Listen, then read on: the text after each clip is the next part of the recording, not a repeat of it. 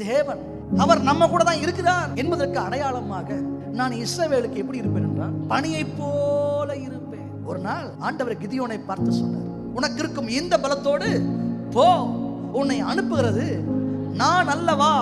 அன்னைக்கு கிதியோன் ஆண்டவர் நோக்கி அடையாளத்தை கேட்டான். என்னிடத்துல இருக்கிற தோலை அப்படியே நிலத்துல போடுவேன், பூமி எங்கும் காய்ந்திருக்க வேண்டும், நாம் போட்டிருக்கிற அந்த தோலின் மேல் மாத்திரம் பனி இறங்க வேண்டும் என்று கேட்டான். அன்றைக்கு ராத்திரி தேவன் ஒரு கிரியை நடப்பித்தார். பூமி எங்கும் காய்ந்திருக்கிறது, அவன் போட்டிருந்த தோலின் மேல பனி இறங்கி இருந்தது. அதை அப்படியே பிழிந்து ஒரு கிண்ணத்தில் எடுத்துக்கொண்டு அவன் புறப்பட்டு போனான் என்று வேதம் சொல்கிறது.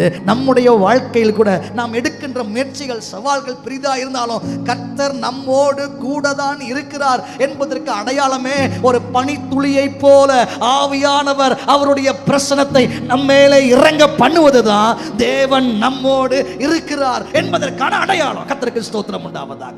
உங்கள் மேல் இருக்கும் தேவ அபிஷேகம் தான் தேவன் உங்களோடு கூட இருக்கிறார் என்பதற்கான